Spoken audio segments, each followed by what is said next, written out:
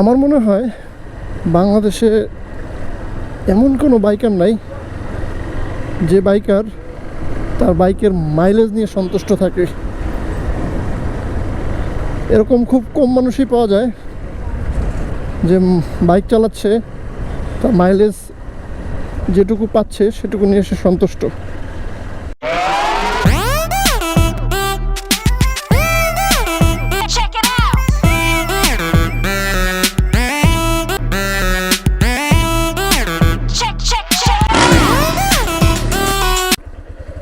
বিসমিল্লাহির রহমানির রহিম। বিসমিল্লাহি মাজরাহা ওয়া মুরসাহা ইন্না রাব্বি লাগফুরুর রহিম। আসসালামু আলাইকুম everyone, this is Rakibul Hasan from Rakib's motoblog. সকাল সকাল বাসা থেকে বের হওয়ার উদ্দেশ্য একটাই, অফিসের উদ্দেশ্য, এছাড়া আর কোনো উদ্দেশ্য নেই। তো ভাবলাম অনেকদিন পরে আজকে রোদ উঠছে সকালেই, তো রোদ ওঠার পরে রাস্তাঘাট অনেকটা যে কাদাটা ছিল বৃষ্টির কারণে এখন আর সেই কাদাটা নাই, যে কারণে ভাবলাম ভিডিওটা অন করে আপনাদের সাথে কথা বলতে বলতে যাই। তো শুধু কথা বললে তো আর সবাই শুনতে চাবে না, তো ভাবলাম একটা টপিকস নিয়ে কথা বলি। টপিকস নিয়ে কথা বললে হয়তো অনেকের ভালো লাগবে, অনেকের উপকারও আসবে।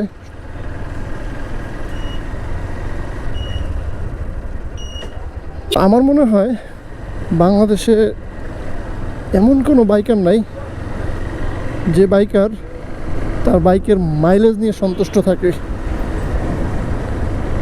এরকম খুব কম মানুষই পাওয়া যায় যে বাইক চালাচ্ছে, তার মাইলেজ যেটুকু পাচ্ছে সেটুকু নিয়ে সে সন্তুষ্ট। তবে মাইলেজ কম পাওয়ার বেশ কিছু কারণ আছে। এই দেখেন পানিটা, এদিকের পানিটা আসলে কখনোই, একটু বৃষ্টি হলে এই জায়গাটা পানি হয়ে যায় একবারে। গতকালকে বৃষ্টি হয়, তারপরেও দেখেন পানি শুকায় নেই।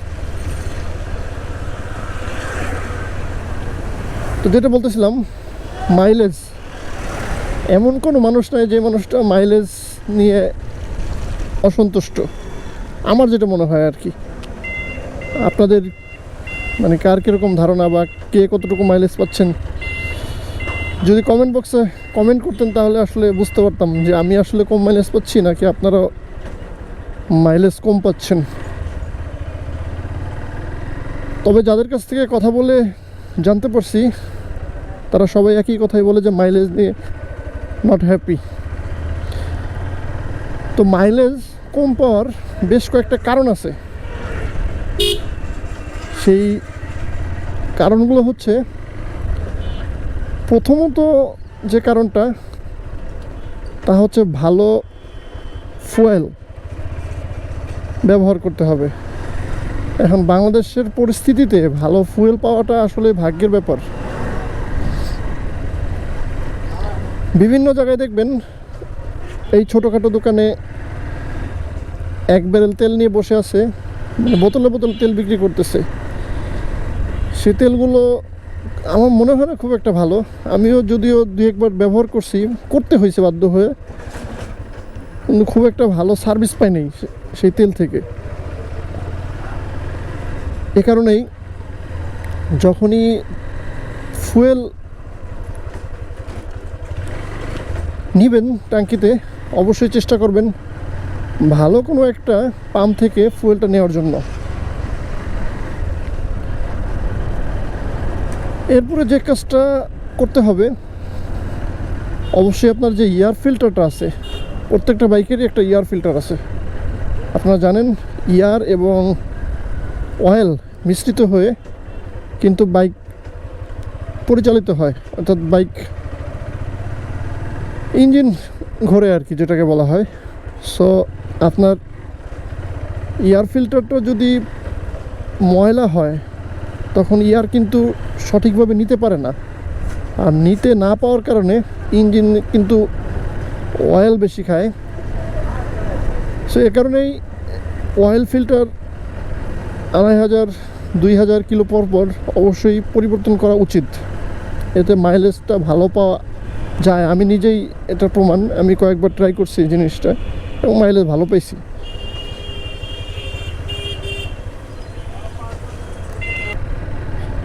এয়ার ফিল্টারটা পরিবর্তনের পরে আপনাকে খেয়াল রাখতে হবে আপনি ভালো মানের ইঞ্জিন অয়েল ব্যবহার করছেন কিনা।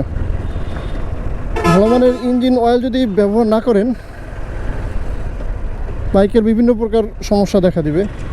মাইলেজ কমা থেকে শুরু করে সাইলেন্সার থেকে কালো ধোঁয়া, এরপর বাইকের অ্যাক্সিলারেশন যে স্পিড সেটা কমে যাবে, আরও বিভিন্ন প্রকার সমস্যা হবে। সো এই জন্য উচিত একদম কোম্পানি যেটা আপনাকে বলে দেয় যে এই ইঞ্জিন অয়েল আপনি ইউজ করলে আপনার বাইক ভালো থাকবে, অবশ্যই উচিত ওইটা ইউজ করা। কিন্তু সব ক্ষেত্রে সেটা হয়ে ওঠে না। কারণ এই জন্য হুন্ডা দেখবেন, হুন্ডা কিন্তু সবসময় যেটা রেফারেন্স দেয় তা হচ্ছে হুন্ডার কোম্পানির যে engine oil, mineral engine oil. তো মিনারেল ইঞ্জিন অয়েল তো কস্ট বেশি, আর বেশি আপনি হয়তো 700 থেকে 800 খুব ভালো মতো চালাইতে পারবেন। এরপরে আপনি দেখবেন যে ইঞ্জিন কেমন যেন শব্দ হচ্ছে, ইঞ্জিন গরম হচ্ছে বেশি, এই একটা রিজন। সো এই জন্য সচরাচর হয়ে ওঠে না। তবে আমরা বেশিরভাগই মানুষ দেখা যায় যে কিছুদিন ওই হুন্ডা এটা ইউজ করার পরে আবার সেমি সিনথেটিক বা সিনথেটিকটা ইউজ করি। বিশাল জ্যাম, সকাল সকাল এরকম অবস্থা।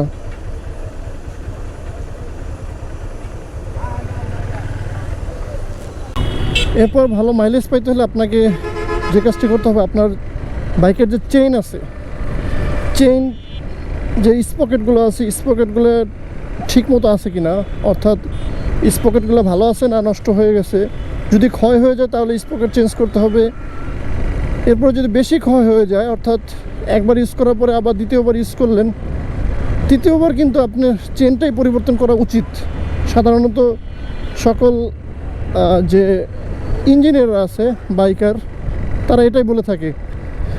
সো এই সকল জিনিস মেনটেন করলে আসলে বাইকের একটা ভালো মাইলেজ পাওয়া যায়। আর একটা জিনিস যেটা হতে পারে, বাইকের চালানোর স্টাইল, এক একজনের চালানোর স্টাইল আসলে এক এক রকম। কেউ বাইক আস্তে চালাতে পছন্দ করে, কেউ আবার বাইক স্পিডিং করতে পছন্দ করে। তবে বাইক বেশি স্পিডিং করলেও বেশি তেল খাবে, আবার স্পিডিং না করলেও, অর্থাৎ যদি খুব আস্তে আস্তে চালান সেক্ষেত্রে কিন্তু আপনার তেল বেশি খাবে। সো এ কারণে সবসময় বাইকটা মিডিয়ামে চালানো উচিত, অর্থাৎ 50-60। এবং সর্বোচ্চ, ও আরেকটা কথা যেটা বলি, সর্বোচ্চ মাইলেজ পেতে হলে একটা প্রবাদ আছে, সেই প্রবাদটা হলো, যাইতে দাও মামা গেছি। সে প্রবাদটা হচ্ছে সর্বোচ্চ গিয়ারে সর্বনিম্ন স্পিডে সর্বোচ্চ মাইলেজ নিশ্চিত হয়। কথাটার অর্থ হচ্ছে এরকম, আপনি যদি আপনার যে কয়েকটা গিয়ার আছে, অর্থাৎ কারো বাইকে 5টা, কারো বাইকে 6টা এরকম গিয়ার আছে। সো আপনি যদি সর্বোচ্চ গিয়ারে সর্বনিম্ন চালান, সর্বনিম্ন বলতে আপনি যদি সাধারণত যেসব বাইকে 5টা গিয়ার থাকে, 5 গিয়ারে সর্বনিম্ন 50 বা 50 চালানোই শ্রেয়, বা 50ই চালায় মানুষ সর্বনিম্ন চালাইলে। তো এটা যদি চালান সেক্ষেত্রে কিন্তু আপনার মাইলেজটা বেশি পাবেন। সো জ্যামের যে অবস্থা, অনেকটা রাস্তা পাড়ি দিয়ে শেষ পর্যন্ত ইপিজেডের কাছাকাছি আসলাম। আসলে দেশের পরিস্থিতি নিয়ে কিছু বলতে ইচ্ছা করে না এখন। নিজেকে নিজের প্রতি আফসোস হয়, কারণ এমন একটা দেশে জন্মগ্রহণ করছি যে দেশে শুধু প্রবলেম আর প্রবলেম। তো যাই হোক, আলহামদুলিল্লাহ আল্লাহ ভালো রাখছে সকল প্রবলেম থেকে। তো সকলে ভালো থাকবেন এবং আমার জন্য দোয়া করবেন, সহি সালামতে যেন আল্লাহ বাঁচায় রাখে আর কি। আসসালামু আলাইকুম।